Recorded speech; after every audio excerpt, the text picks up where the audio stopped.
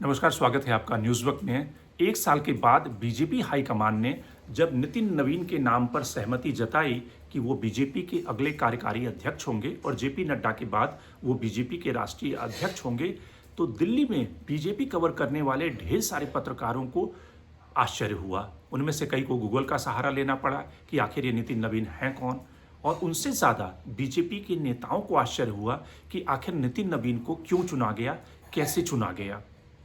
याद कीजिए 2017 में जब रामनाथ कोविंद का चुनाव हुआ था, उस समय भी लोगों को आश्चर्य हुआ था कि रामनाथ कोविंद कैसे बिहार के राज्यपाल से सीधा देश के राष्ट्रपति बन गए। रामनाथ कोविंद उस तरह से कोई जाइंट लीडर नहीं थे, दिल्ली के पावर कॉरिडोर में कोई उस तरह से जिसको कहते हैं भारी भरकम नेता नहीं थे। उनके पक्ष में सिर्फ एक एक्सप्लेनेशन जाती थी कि वो दलित थे और बीजेपी का जो दलित आउटरीच है उसमें वो फिट बैठते थे। उसी तरह से जब दोबारा एक ट्राइबल महिला का चुनाव हुआ राष्ट्रपति पद के लिए, तो उस समय भी लोगों के पास एक्सप्लेनेशन थी, लोगों के पास वजह थी कि वो आदिवासी समुदाय से आती हैं और बिहार में झारखंड, जिस तरह से उड़ीसा, छत्तीसगढ़ जैसे राज्य हैं जहाँ पे आदिवासियों की अच्छी संख्या है, वहाँ पर एक तरह से मैसेजिंग करने के लिए बीजेपी ने आदिवासी महिला का चुनाव किया है। लेकिन नितिन नवीन न तो किसी ऐसे कास्ट से आते हैं जो कि बीजेपी के लिए इन्फ्लुएंशियल है, बीजेपी के लिए ज़रूरी है, वो कास्ट न्यूट्रल कैंडिडेट कहे जा सकते हैं। दूसरा, वो उस तरह के भारी भरकम नेता भी नहीं हैं, 5 बार के एमएलए हैं, बिहार सरकार में मंत्री हैं, लेकिन उस तरह से पावर कॉरिडोर में, दिल्ली का जो पावर कॉरिडोर है उसमें उस तरह से भारी भरकम नेता नहीं है। और इसीलिए जब उनके चुनाव के बाद सम्राट चौधरी से, गिरिराज सिंह से, रविशंकर प्रसाद से पूछा गया तो वो कहीं ना कहीं कारण ढूंढते नजर आए। कुछ को लगा कि वो बिहार के अध्यक्ष चुने गए हैं, इसलिए गिरिराज सिंह ने कहा कि बिहार का जो कंट्रीब्यूशन है वो नेशनल पॉलिटिक्स में बढ़ेगा। उसी तरह से कुछ ने उन्हें ऊर्जावान, कुछ ने यंग, इस तरह की वोकेबलरी में बांधा, क्योंकि सबको ही समझ नहीं आ रहा था कि इतने सारे नेताओं में, जिसमें कि केंद्रीय कैबिनेट में ढेर सारे मंत्री हैं, राज्यों में बड़े बड़े नेता हैं, उन सबको छोड़कर नितिन नवीन का चुनाव क्यों हुआ है। तो अब इसके पीछे के कारण क्या हैं, इसको समझने की कोशिश करते हैं। सबसे पहला कारण है कि अगर आप देखें प्रधानमंत्री नरेंद्र मोदी और अमित शाह के काम करने का तरीका, आपको याद है या आप जानते हैं भली भांति कि बीजेपी में जनता जो अगर वोट करती है राज्यों में या लोकसभा चुनाव में, वो मोदी के नाम पे वोट करती है। आप किसी असेंबली चुनाव में जाएं, लोकसभा के चुनाव में जनता मोदी के नाम पे वोट करती है। संगठन को एक तरह से डिफैक्टो अमित शाह चलाते हैं। इतने सालों में जब जेपी नड्डा बीजेपी के राष्ट्रीय अध्यक्ष थे भी, तब भी ज़्यादातर काम अमित शाह ही करते हैं, उसका मार्गदर्शन अमित शाह के जिम्मे होता है। तो जब जनता मोदी के नाम पे वोट दे रही है, संगठन को अमित शाह चला रहे हैं, तो वैसी पोजीशन पे नितिन नवीन हो, अनुराग ठाकुर हो या कोई भी व्यक्ति हो, उससे कोई ज़्यादा फर्क नहीं पड़ता। सबसे ज़्यादा फर्क क्या पड़ता है? सबसे ज़्यादा फर्क पड़ता है मैसेजिंग का, ऑप्टिक्स का, जिसकी पॉलिटिक्स में प्रधानमंत्री मोदी को बहुत ज़्यादा यकीन है, क्योंकि उन्हें पता है कि जनता अगर मोदी के नाम पे वोट दे रही है तो बाकी जो कंस्टिट्यूएंसी है उसको पूरा करना जरूरी है, अपने कैडर को उत्साहित करना जरूरी है, जनता को ये मैसेज देना जरूरी है। अब नितिन नवीन के चुने जाने से क्या क्या मैसेजिंग, क्या क्या ऑप्टिक्स पूरे होते हैं। सबसे पहला ऑप्टिक्स जो पूरा होता है, जो प्रधानमंत्री के ट्वीट में ही शामिल है, अगर उनके सोशल मीडिया पर ट्वीट को देखें, जिसमें प्रधानमंत्री ने कहा है कि एक humble, grounded, grass root level का जो वर्कर है वो चुना गया है, वो हार्ड वर्किंग कार्यकर्ता है। यानी कि ये मैसेज बीजेपी देने में कामयाब रही कि एक सामान्य कार्यकर्ता भी बीजेपी के नेशनल प्रेसिडेंट के पोस्ट तक पहुंच सकता है। आप समझिए कि बीजेपी के मंडल पे, गांव में, देहात में, डिस्ट्रिक्ट हेडक्वार्टर पे, बूथ पे जो कार्यकर्ता काम कर रहा होगा, उसके लिए कितना एम्पावरिंग मैसेज है कि एक सामान्य कार्यकर्ता नितिन नवीन जैसा व्यक्ति भी अगर बीजेपी का नेशनल प्रेसिडेंट बन सकता है तो मैं क्यों नहीं बन सकता हूं। उसे काम करने का कितना बड़ा मोटिवेशन मिलेगा। आप वैसा ही मोटिवेशन भजन लाल के चुनाव में भी हुआ था कि पिछली पंक्ति पे बैठा हुआ एक फर्स्ट टाइम का एमएलए को मुख्यमंत्री बना देना, वो बीजेपी जैसी और खास करके मोदी और शाह की लीडरशिप जैसा जो लीडर है वही कर सकता है। क्योंकि अक्सर, हाँ, अगर आप वाजपेयी के ज़माने में देखें पहले लीडर का एक्सपीरियंस, उनका सीजन्ड होना, उनका अनुभव, कैलिबर, ये सब देखा जाता था। वसुंधरा राजे सिंधिया जो एक ज़माने की जाइंट लीडर थी राजस्थान में, उनके मुकाबले भजन लाल फर्स्ट टाइम के एमएलए को चुना गया, क्योंकि मैसेज ये देना था कि एक सामान्य कार्यकर्ता भी बीजेपी के सबसे बड़े पद पे पहुंच सकता है। वो मैसेज नितिन नवीन के चुने जाने से पूरा हो जाता है। दूसरा जो फैक्टर इसके पीछे था कि अगर देखें कि बीजेपी का जो नेक्स्ट जनरेशन लीडरशिप कौन है, कौन कौन लोग उसमें शामिल हैं, आप देखिए कि नितिन नवीन अपनी 45 साल की उम्र में राष्ट्रीय अध्यक्ष चुने गए हैं। बिहार से पहली बार राष्ट्रीय अध्यक्ष का चुनाव हुआ है, तो फर्स्ट टाइम काफ़ी उनके साथ में जुड़ा हुआ है। फर्स्ट टाइम 45 साल का सबसे यंग प्रेसिडेंट नितिन नवीन, फर्स्ट प्रेसिडेंट जो बिहार से चुना गया है।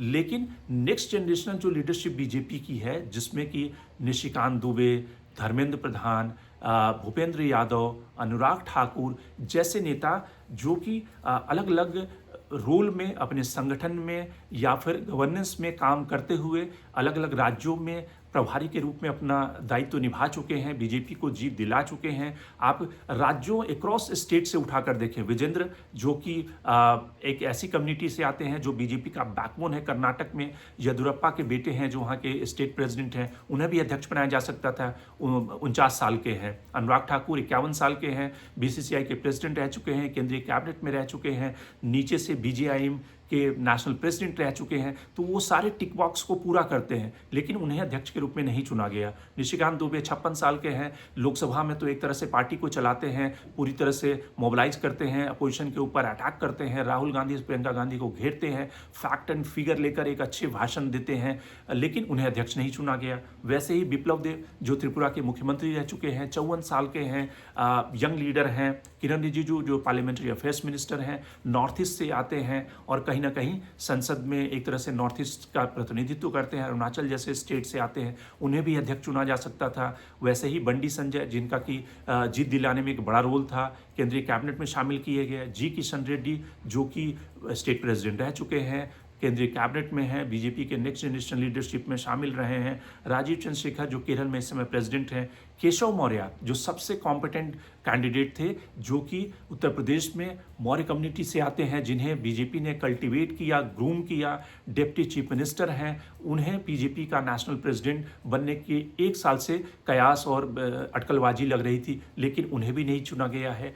तो इसके पीछे की वजह क्या है? इसके पीछे की दूसरी जो वजह आती है कि प्रधानमंत्री पहला तो अपने केंद्रीय कैबिनेट में जो की पोर्टफोलियो है उसमें कोई बहुत ज़्यादा चेंजेस, डिस्टर्बेंस नहीं चाहते हैं, चाहे कि धर्मेंद्र प्रधान या फिर भूपेंद्र यादव या शिवराज सिंह चौहान जैसे जो इंपॉर्टेंट पोर्टफोलियो जो संभाले हुए हैं, क्योंकि वहाँ पे टैलेंट डेफिसिट हो जाएगा, इसलिए उसमें कोई फेरबदल करने की संभावना नहीं दिखती। इसलिए प्रधानमंत्री ने उसमें कोई ज़्यादा फेरबदल नहीं किया है। प्रधानमंत्री को या अमित शाह को या संघ को ये लगता था कि एक ऐसे एनर्जेटिक, एक ऐसे ग्रासरूट व्यक्ति का चुनाव किया जाए जो कि न केवल एक सिंबल हो, न केवल एक साधारण कार्यकर्ता का प्रतीक हो, न केवल हम्बल हो, बल्कि उसकी मैसेजिंग हो, ऑर्गेनाइजेशन मैन भी हो और कई सारे चेक बॉक्स टिक बॉक्स को पूरा करता हो। इसलिए नितिन नवीन का चुनाव हुआ। अब नितिन नवीन के पक्ष में कई सारी बातें जाती है। आप देखिए कि छत्तीसगढ़ के प्रभारी रहते हुए उन्होंने एक समय में ये माना जाता था कि भूपेश बघेल की सरकार हारेगी नहीं, वहाँ पर उन्होंने बीजेपी की सत्ता दिलाई। तो एक ऑर्गेनाइजेशन मैन के रूप में अमित शाह ने उन्हें कल्टिवेट किया और जिस जिम्मेदारी को उन्होंने बहुत बखूबी अच्छे ढंग से पूरा किया। तो ऑर्गेनाइजेशन मैन भी हैं, ग्रास रूट लेवल के कार्यकर्ता उठकर आए हैं, हम्बल हैं, ग्राउंडेड हैं, वो उस तरह से हाई प्रोफाइल नहीं है। दिल्ली का जो पावर सर्किट है जिसमें कि निशिकांत दुबे आते हैं या अनुराग ठाकुर आते हैं, एक उनमें ज़्यादा हम्बलनेस है। तो ये सारे कारण जो हैं वो फिट बैठते हैं। इसके अलावा वो खुद से संगठन से निकले हैं, बीजेआईएम से निकले हैं, जो आरएसएस की आइडियोलॉजिकल फुटप्रिंट को पूरा करते हैं। तो ये सारे फैक्टर हैं जिसके कारण से उनका चुनाव किया गया है। बिहार से आते हैं, बिहार से अभी तक कोई प्रेसिडेंट नहीं बना था, वो भी उनके पक्ष में जाती है बातें। लेकिन कुल मिलाकर जो मोटी बात है कि ये इस तरह से बात नहीं है कि बीजेपी का ऑर्गेनाइजेशनल शिफ्ट एक तरह से करने के लिए नितिन नवीन का चुनाव हुआ है। ऑर्गेनाइजेशनल शिफ्ट बीजेपी कर रही है ग्रेजुअली, धीरे धीरे। आप देखेंगे जिन राज्यों में अलग अलग यंग नेताओं को जिम्मेदारी दी गई है, बीजेपी उन राज्यों में उस तरह से उस लीडरशिप को मौका देना चाहती है जो अगले 20-25 साल तक बीजेपी की राजनीति में जमे रहे। चाहे उसमें छत्तीसगढ़ में विजय शर्मा जो फर्स्ट टाइम में मिले, जिनको कि डिप्टी सीएम बना गया, होम पोर्टफोलियो दिया गया, उसी तरह से हर्ष सांघवी जो गुजरात में उन्हें डिप्टी सीएम बनाया गया।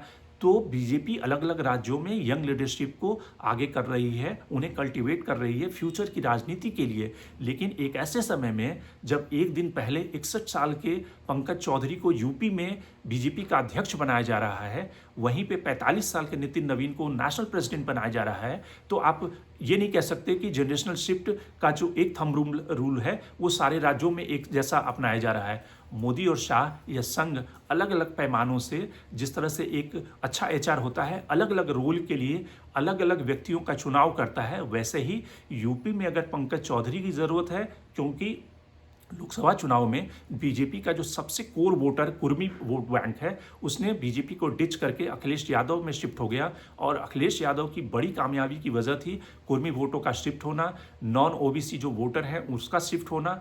और बीजेपी दिल्ली की सत्ता में तभी बनी रह सकती है जब यूपी और बिहार जैसे बड़े राज्य उसके पास में हैं। अगर यूपी और बिहार खिसक गए तो बीजेपी दिल्ली की सत्ता से बाहर हो जाएगी। इसलिए वहां पर 61 साल के पंकज चौधरी का भी चुनाव होता है, वहीं बिहार से आने वाले 45 साल के नितिन नवीन का चुनाव राष्ट्रीय अध्यक्ष के लिए भी होता है।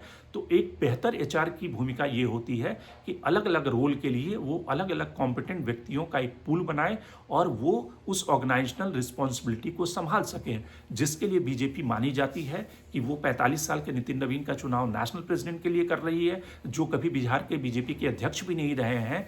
नेशनल ऑर्गेनाइजेशन में उन्होंने कोई उस तरह का रोल अदा नहीं किया है, लेकिन बिहार में उनका एक बड़ा रोल रहा है। ऑर्गेनाइजेशन में वो अपना फुटप्रिंट साबित कर चुके हैं, यंग हैं, ग्रास रूट लेवल से आते हैं, अच्छे कार्यकर्ता हैं, उस तरह से हम्बल हैं, तो वो सारे चेक लिस्ट को पूरा करते हैं। वहीं पंकज चौधरी का भी चुनाव होता है जो 61 साल के हैं, लेकिन कास्ट पोल्यूशन को बिहार यूपी में बनाए रखने के लिए उनका चुना जाना जरूरी था, इसलिए पंकज चौधरी का चुनाव होता।